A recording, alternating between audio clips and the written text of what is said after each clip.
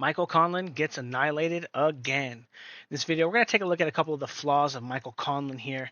Number one, always stepping with his punches here, and also always controlling. When he gets in line, looking to control this and never really defend punches, okay? But a lot of activity and always stepping with these shots, okay? Very, very, very dangerous. As he comes here, his opponent sees it coming this time, parries the shot and counters him and is able to crack him. Even though he's able to come back, he's a strong, fast, athletic guy.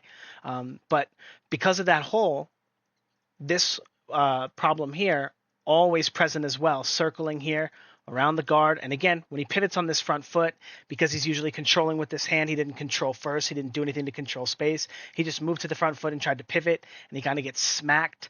Again, he can't really control space as an orthodox fighter against this guy because he can't block punches. He can't throw punches with his jab because every time he steps, he leaves these big holes and allows him to get timed. Again, never really learning, never moving on from that kind of problem. And again, stepping, sometimes some flashy stuff, right? Getting control of the line, but not a lot of landed punches there for Conlan. Now, stepping with this jab here, okay? Boom. His opponent sees it coming. Even though he catches him with the two, boom. He leaves his head in this position again, telling on himself because he takes a little step with this jab here when he gets on the line. And again, getting hurt right in the front in the first round. Now, he can switch, so he finally switches, but he doesn't really block punches with the right arm either. He always keeps his hand stuck out, and his opponent's going to give him this little feint here and then come down here with a 2, 3, and crack him. Absolutely, really, really hurting and kind of annihilating every position that Conlan gets in. Now, Conlan, a little bit sneaky, decides to throw a 2 and a leaping 3. Again, he would throw a lot of stuff that wouldn't really land. Getting made to pay for this one. Not a super clean shot, but as the fight wore on, just less and less opportunities for him to safely get on the line with his opponent. As you can see, his guard is always so low. His hands are so low. He can't stop this guy from jumping on his line. Controlling some space, no reaction. Gives him a little feint here, boom, down, comes up with the 2-1. And again, Michael Conlan in this position with his hands down. He's already on his back foot. He's supposed to be having his right arm up in a position to block these punches, to guard these punches, so the right arm can block his left arm. And when he comes down here with this feint, look at that right arm. It's down. It's completely in Narnia, and he can't get it back. Something that the other guy exposed as well, his last opponent, the last guy who beat him. And again, trying to control space with the lead hand out there.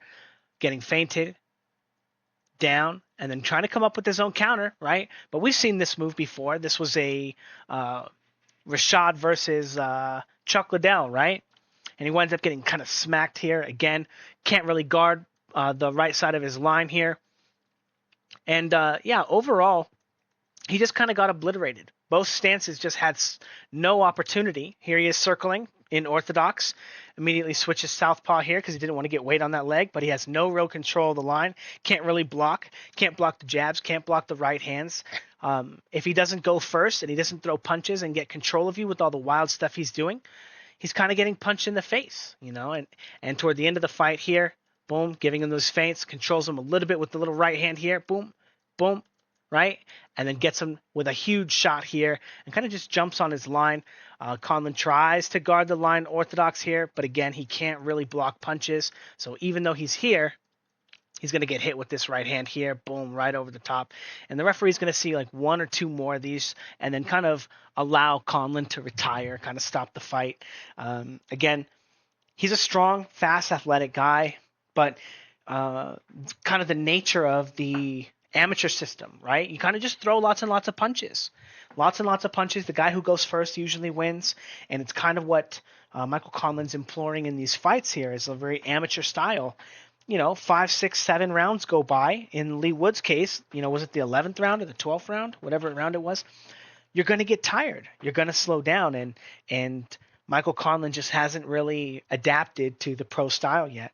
I don't know if he's doing 10 or 12 round sparrings in his gym, or if he gets a couple of guys who aren't that good, beats him up for 2 rounds, then they don't want to get back in, then he gets another one, beats him up for 2 rounds because he's a hard, strong, explosive fighter, right? He's pretty quick, so he's not going to be easy to spar every day.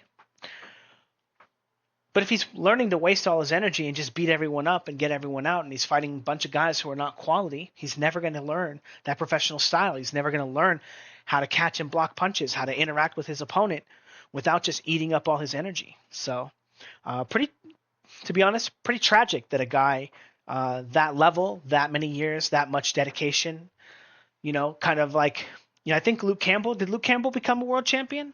I'm not sure, but I think he retired, but it would be a shame that this guy retires without all that dedication and never becoming world champion. So anyway, yeah, we're probably not going to watch that one on Patreon. I don't know. Maybe we will. Who knows? But we will be watching the Ryan Garcia fight tonight on Patreon. So check that out. And we'll be doing a breakdown here tonight too. So anyway, later guys.